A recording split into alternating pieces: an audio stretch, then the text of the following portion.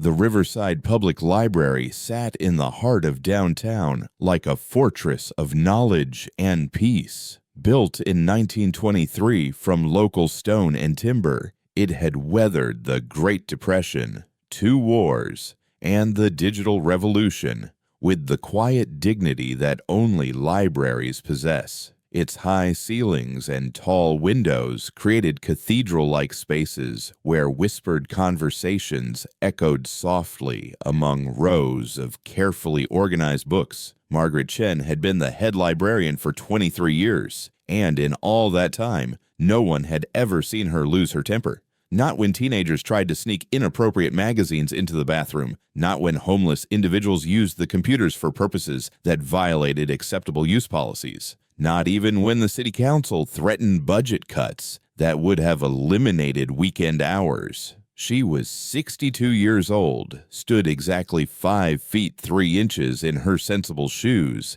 and possessed the kind of unflappable calm that made her perfect for dealing with everything from screaming toddlers to confused seniors trying to navigate the computer catalog. Her voice never rose above library-appropriate levels. Her smile was genuine but reserved. Her movements were economical and purposeful, like someone who had learned to make every action count. The library staff adored her. Jenny Martinez, the 24-year-old assistant librarian, often said that Mrs. Chen could calm a riot with nothing but a whispered, "May I help you?" The part-time volunteers, mostly retired teachers and bookish college students, respected her encyclopedic knowledge and her ability to find exactly the right book for any patron, no matter how vague their request.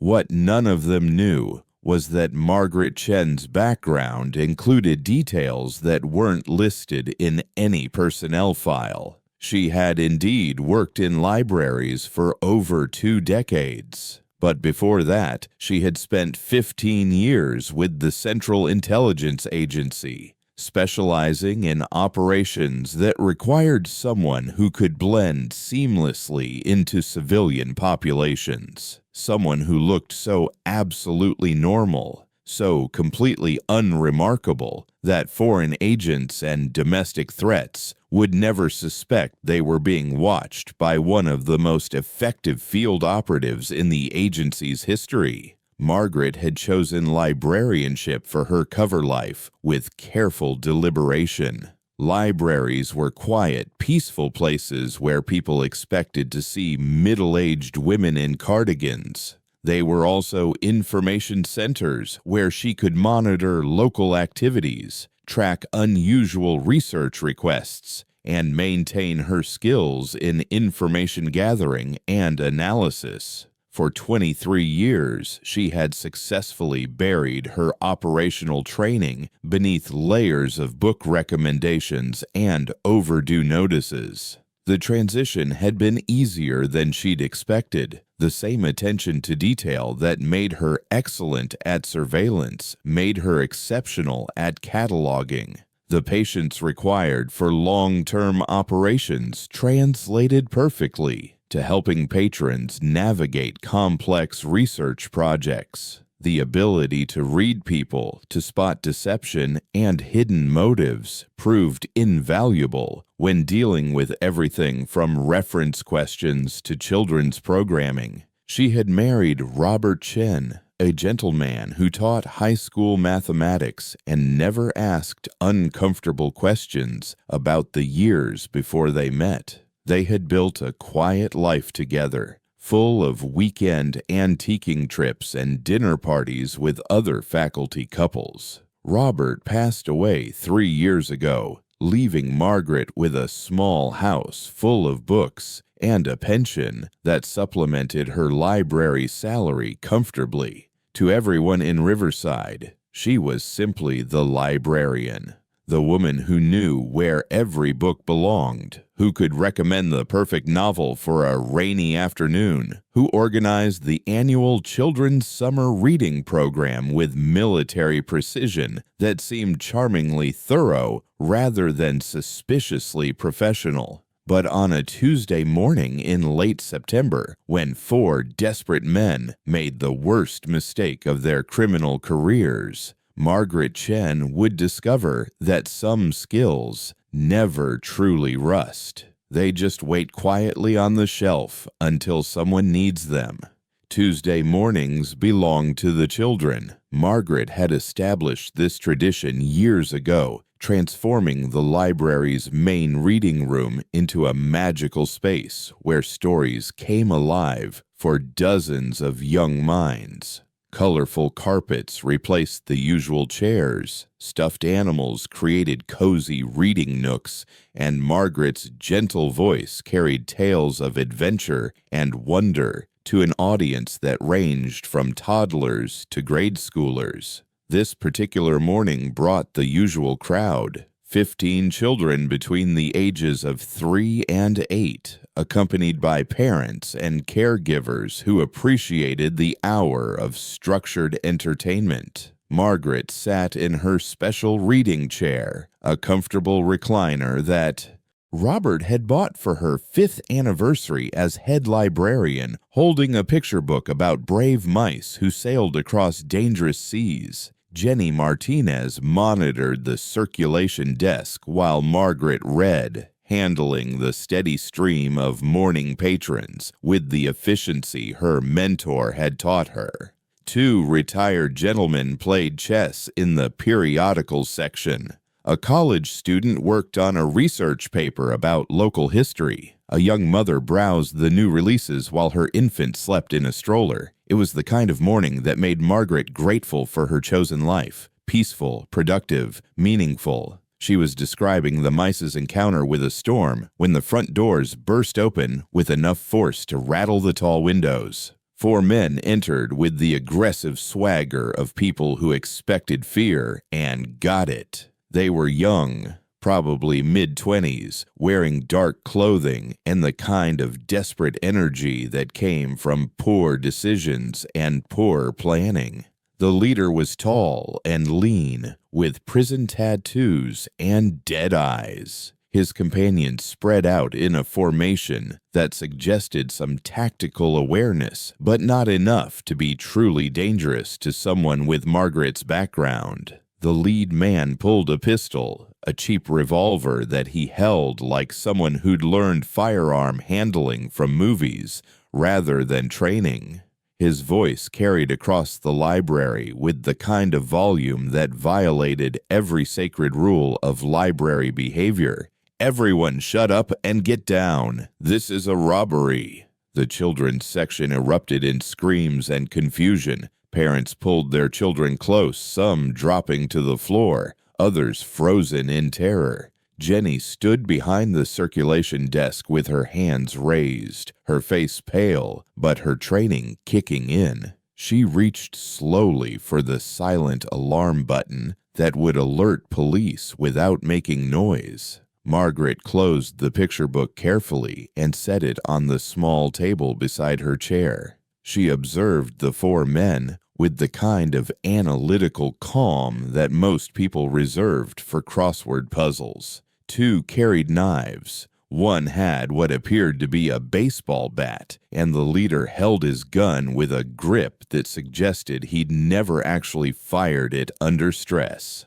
"Sir," Margaret said in her normal library voice, which was designed to carry just far enough to be heard without disturbing other patrons. "This is a public library. We don't keep significant amounts of cash on the premises." The leader swung his weapon toward her, his face twisted with the kind of rage that came from desperation and stupidity in equal measure. "I said shut up, old lady. We know about the bank deposits. We know you got money here." Margaret tilted her head slightly, processing this information. Someone had told them about the library's banking procedures. which meant this wasn't entirely random. The library did indeed handle deposits from various community programs, book fairs, meeting room rentals, copy machine fees. On any given Tuesday, there might be several $100s in the small safe behind the circulation desk. "Jenny," Margaret said quietly, "please give these gentlemen access to the safe." Jenny nodded, her hands shaking as she moved toward the back office. But Margaret's eyes were cataloging details that civilians wouldn't notice. The way the men positioned themselves, their escape routes, the fact that they hadn't posted anyone outside, which suggested poor planning. The nervousness in their movements that indicated this wasn't their usual type of crime. Most importantly, she noted that they had made a critical tactical error. They had cornered themselves in a space with limited exits and positioned themselves between her and the people she was responsible for protecting. Margaret Chen had spent 15 years learning how to neutralize threats to innocent civilians, and these 4 men had just threatened the most innocent civilians of all. Children during story time. Some lines, once crossed, changed everything. "Please keep the children calm," Margaret said softly to the parents clustered around the reading area. Her voice carried the kind of authority that made people listen without quite understanding why. "Everything is going to be fine." The leader heard her and laughed, a harsh sound that violated the library's peaceful atmosphere more than his shouting had. "Yeah, everything's gonna be fine once we get what we came for. You just sit there, Grandma, and maybe nobody gets hurt." Margaret remained seated, but her posture had changed in ways that would have been invisible to civilians. Her feet were now positioned for rapid movement. Her hands rested in her lap in a configuration that would allow instant access to pressure points and joint manipulations. Her breathing had shifted to the controlled rhythm she'd learned in training facilities that didn't appear on any government organizational charts. She watched Jenny fumble with the safe combination, buying time while Margaret completed her tactical assessment. 4 men, poorly positioned, overconfident, and focused on a monetary objective rather than crowd control. They had violated the cardinal rule of hostage situations. They had allowed their targets to cluster together while spreading themselves too thin to maintain effective coverage.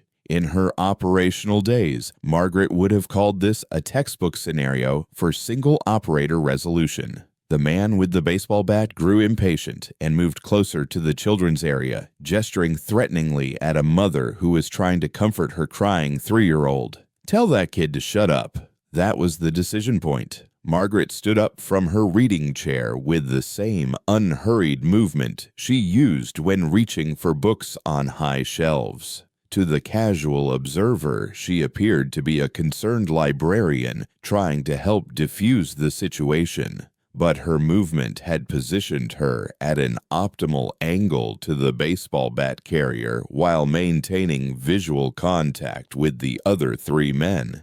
"There's no need to frighten the children," she said in her library voice. "They're scared enough already."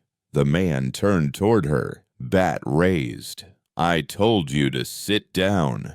Margaret stepped forward, not the hesitant shuffle of a frightened librarian, but the precise, economical movement of someone who had been trained to close distance efficiently. Her right hand rose as if to gesture placatingly, but the motion continued into a strike that caught the man's wrist with surgical precision, numbing his entire arm and causing the bat to fall harmlessly to the carpet. Before he could process what had happened, Margaret's left hand found the nerve cluster at the base of his neck. He dropped like someone had turned off a switch. The entire sequence took less than 3 seconds and was so quiet that the other 3 men didn't immediately realize their companion was unconscious on the floor.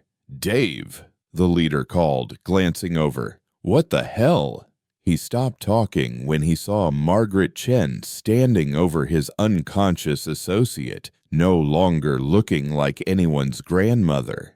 For 15 years, Margaret Chen had been one of the CIA's most effective field operatives, specializing in situations where conventional approaches would create diplomatic incidents or civilian casualties. She had been trained by people whose names appeared in no public records, using techniques that weren't taught in any official manual. Her specialty had been neutralizing threats in civilian environments without escalating to lethal force unless absolutely necessary. She had operated in 37 countries, spoken 9 languages fluently, and successfully completed 83 missions that prevented everything from terrorist attacks to international incidents. Her success rate was so high that she had become something of a legend among the small community of people who knew such legends existed. But her greatest skill had always been her ability to become invisible by becoming exactly what people expected to see. In Moscow, she had been a mousy translator. In Beirut, a concerned humanitarian worker. In Hong Kong, a middle-aged businesswoman, and for 23 years in Riverside, she had been the perfect small-town librarian. The transformation that occurred in the next 30 seconds reminded everyone present why she had been so good at her job. The leader swung his pistol toward her, but Margaret was already moving. Not the desperate scramble of a panicked civilian, but the fluid, purposeful motion of someone who had done this before. She closed the distance between them faster than his nervous system could process, her hand deflecting his gun arm while her knee found his solar plexus with textbook precision. The weapon discharged harmlessly into the ceiling, sending plaster dust drifting down like snow while the man folded around Margaret's strike. She relieved him of the pistol with a movement so smooth it looked like a magic trick, ejecting the cylinder and dumping the remaining bullets onto the carpet with casual efficiency. The third man, armed with a knife, lunged forward with more panic than skill. Margaret sidestepped, caught his wrist in a grip that made him drop the weapon, and applied pressure to a nerve cluster that sent him to his knees. A gentle push to his shoulder put him face down on the carpet next to his unconscious companion. The fourth man, seeing 3 of his associates neutralized in under 15 seconds, made the intelligent decision to run. But Margaret had positioned herself between him and the exit, and there's nowhere to hide in a library when someone knows exactly where you are. She intercepted him near the biography section, using a technique that left him conscious but completely immobilized on the floor, staring up at the woman who had just dismantled his entire crew without raising her voice or breaking a sweat. Margaret looked around the library, noting with satisfaction that no children had been harmed, no property significantly damaged, and no civilians had been traumatized beyond what counseling couldn't address. The parents were staring at her with expressions that ranged from shock to awe to gratitude. Jenny stood behind the circulation desk with her mouth open, still holding the phone she'd used to call 911. "Mrs. Chen," she managed. "What? How did you? Who are you?" Margaret straightened her cardigan and retrieved her reading glasses from where they'd fallen during the altercation. "I'm the librarian," she said simply, "and these gentlemen have violated library policy in several significant ways." The Riverside Police Department arrived 7 minutes later to find 4 men lying on the library floor in various states of consciousness and restraint, while Margaret Chen sat calmly in her reading chair, finishing the story about brave mice to an audience of wide-eyed children who would probably remember this particular story time for the rest of their lives. Chief Detective William Harrison, a 20-year veteran of law enforcement, surveyed the scene with the kind of confusion that comes from finding reality completely different from expectations. He'd responded to the library expecting a hostage situation requiring negotiators and tactical teams. Instead, he found what appeared to be the aftermath of a one-sided professional operation conducted by someone's grandmother. "Mrs. Chen," he said carefully, "could you walk me through what happened here?" Margaret closed the picture book and stood up, smoothing her skirt in the same motion she'd used 1,000 times after regular story sessions. 4 men entered the library with weapons and demanded money from the safe. They threatened the children and became increasingly agitated when their demands weren't met quickly enough. I felt it was necessary to intervene before someone was injured. Detective Harrison looked at the 4 suspects. 3 were conscious but subdued, sitting quietly against the wall with their hands zip-tied behind their backs. The 4th was awake but groggy, sporting what would become an impressive collection of bruises. All of them looked at Margaret Chen with the kind of respect usually reserved for natural disasters. "Ma'am," Harrison said slowly, "I need to understand how a librarian managed to single-handedly subdue 4 armed men without anyone getting seriously hurt." Margaret adjusted her reading glasses. "Detective Harrison, I believe your priority should be processing these individuals and ensuring the safety of the witnesses. The specifics of how they were subdued are less important than the fact that no civilians were harmed." One of the suspects, the former leader, looked up at Detective Harrison with something approaching desperation. "Man, you gotta believe us. That lady ain't normal. She moved like some kind of ninja. We never even saw her coming." Harrison raised an eyebrow.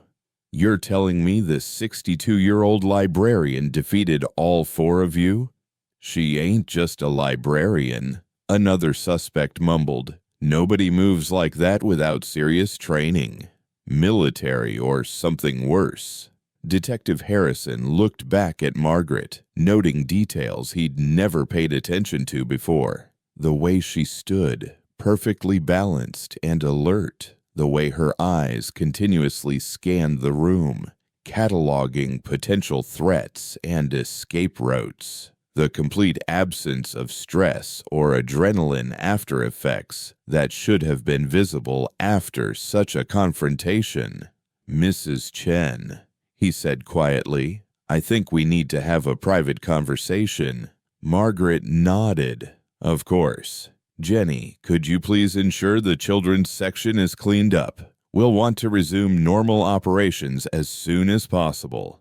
As the EMTs checked the suspects and additional officers processed the scene, Detective Harrison led Margaret to a quiet corner of the library. He'd known her peripherally for years. She'd helped his daughter with research projects, had recommended books for his wife's book club. She'd always been exactly what she appeared to be, a competent, caring librarian who made the community a better place.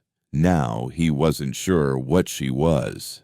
"Ma'am," he said carefully, "what you did here today, that wasn't self-defense. That was a professional operation conducted by someone with significant training." Margaret looked at him with the same patient expression she used when helping patrons find obscure reference materials. "Detective, I'm 62 years old. I've been the head librarian here for 23 years. I organize children's programs and help people find books. Whatever you think you observed, I'm sure there's a perfectly reasonable explanation. 4 armed men, Mrs. Chen. You neutralized 4 armed men in under a minute without anyone getting hurt. That doesn't happen by accident. Margaret was quiet for a moment, studying his face with an intensity that made him oddly uncomfortable. When she spoke, her voice carried a different quality, not the gentle librarian tone he was familiar with, but something harder, more authoritative. Detective Harrison, sometimes people have backgrounds that don't fit neatly into the narratives others expect. Sometimes those backgrounds become relevant in ways no one anticipates. But the important thing to remember is that those backgrounds are in the past for a reason. Harrison felt like he was trying to solve a puzzle with half the pieces missing. Are you going to tell me who you really are? Margaret smiled, the same warm, genuine smile she'd given thousands of library patrons over the years. I'm exactly who I appear to be. I'm the librarian. I help people find what they're looking for. I protect the resources under my care, and I ensure that this library remains a safe place for everyone in our community. She paused, straightening a few books that had been knocked askew during the altercation. The fact that I'm apparently quite good at those responsibilities shouldn't be surprising. After all, I've had considerable practice. 2 days later, Margaret was cataloging new acquisitions when Jenny approached her desk with obvious nervousness. Mrs. Chen, there are some people here to see you. They said it was about Tuesday's incident. Margaret looked up to see 3 individuals in the conservative business attire that screamed federal law enforcement. 2 men and a woman, all carrying themselves with the particular blend of confidence and wariness that came from careers spent in classified environments. She recognized the type immediately. They were her people, or had been, back when she'd had people. Thank you, Jenny. Please show them to the conference room. The conference room was a small space the library used for board meetings and private patron consultations. Margaret closed the door behind her and faced the 3 agents with the kind of calm that came from decades of similar conversations. Margaret Chen, the lead agent said, consulting a tablet that probably contained information she'd hoped never to see again. Also known as Operative White Rabbit, retired from the Central Intelligence Agency after 15 years of exemplary service, specialized in deep cover operations and threat neutralization in civilian environments. Margaret sat down and gestured for them to do the same. I'm retired. So we understand, the female agent said. But retirement doesn't usually include single-handedly neutralizing armed threats in public spaces. Those men threatened children during story time, Margaret replied evenly. Some things transcend retirement status.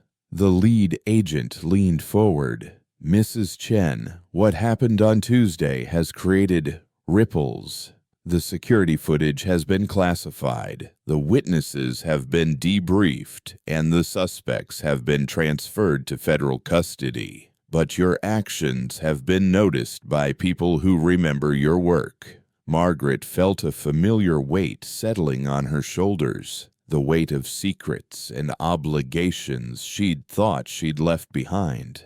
What do you want? There's a situation developing, the female agent said. A domestic terrorism cell operating in the region. They've been recruiting from local criminal organizations, upgrading street-level thugs into potential national security threats. The 4 men you encountered on Tuesday, they were supposed to be a test case for the cell's recruitment process. Margaret processed this information with the analytical skills that had made her so effective in her operational days. You're saying Tuesday wasn't a random robbery.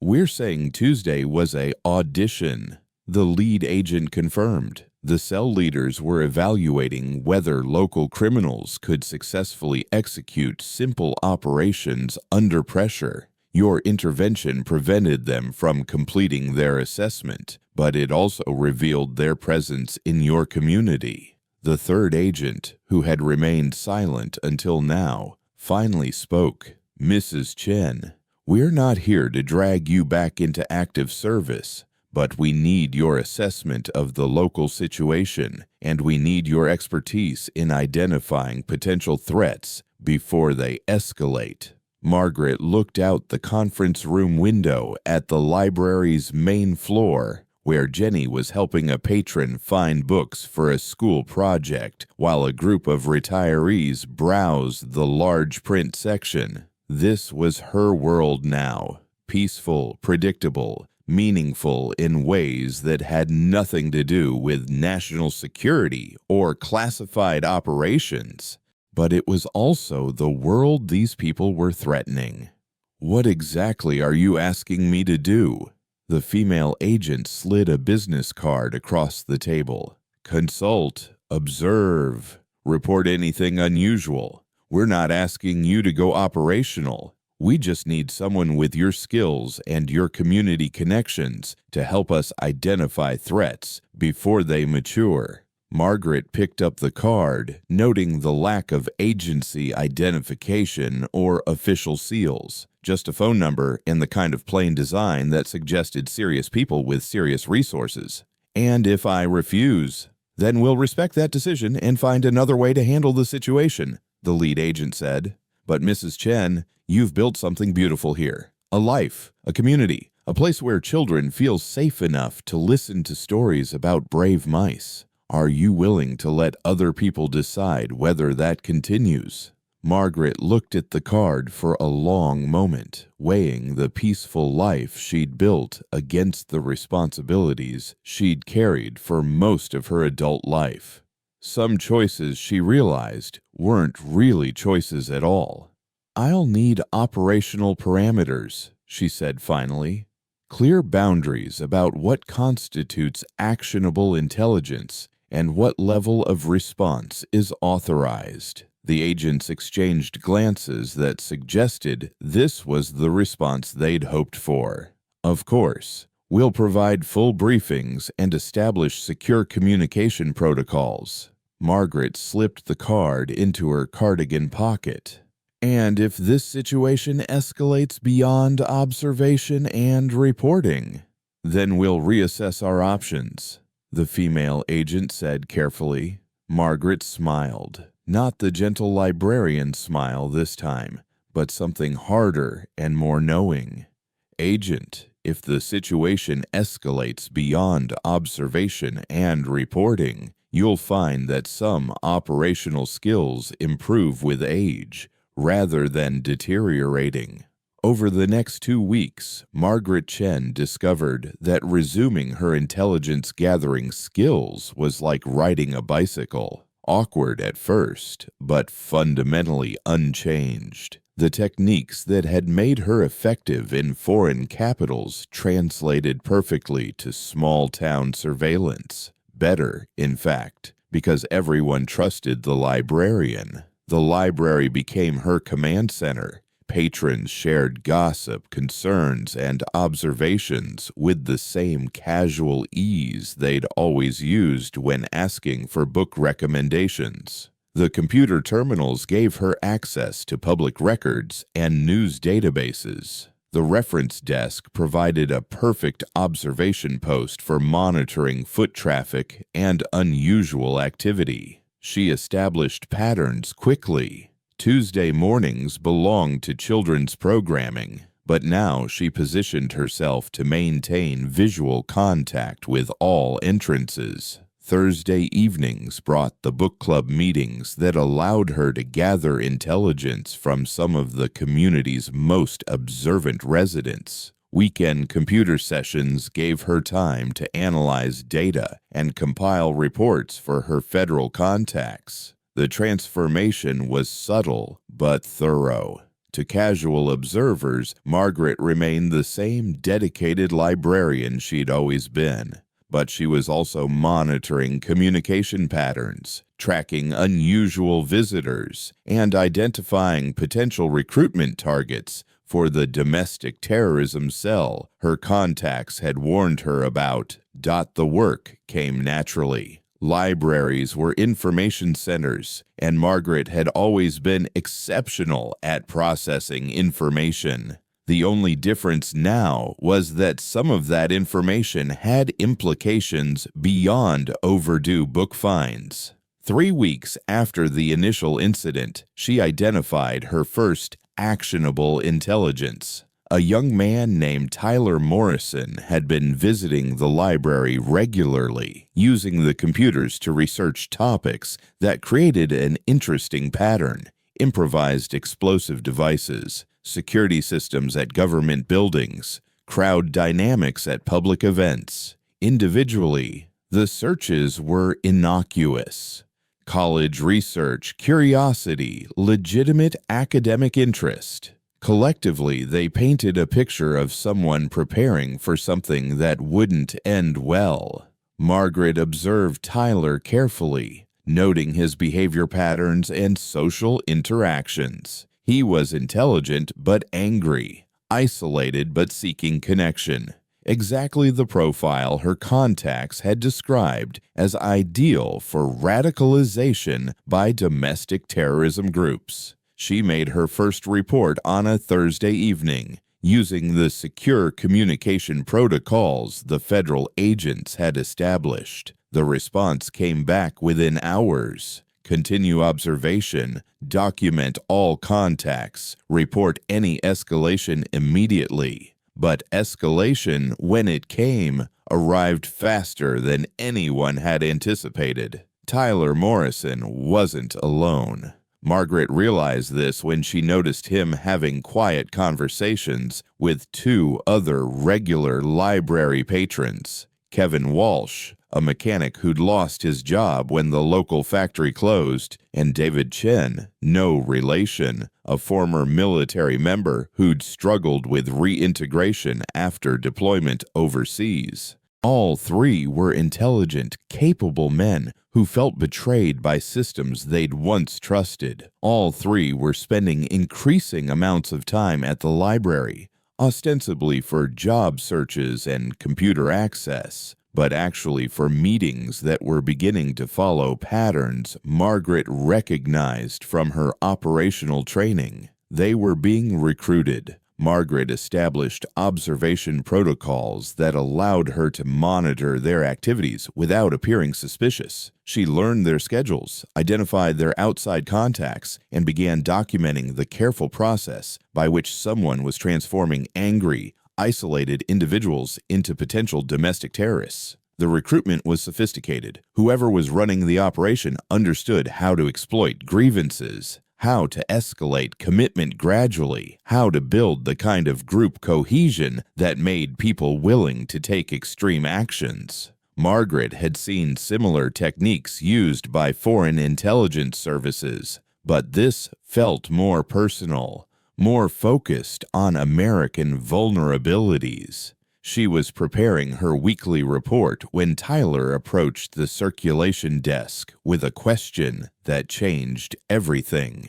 "Mrs. Chen," he said quietly, "I was wondering if you could help me find some information about local security protocols. Like, hypothetically, if someone wanted to make a statement about government overreach, what kind of impact might get people's attention?"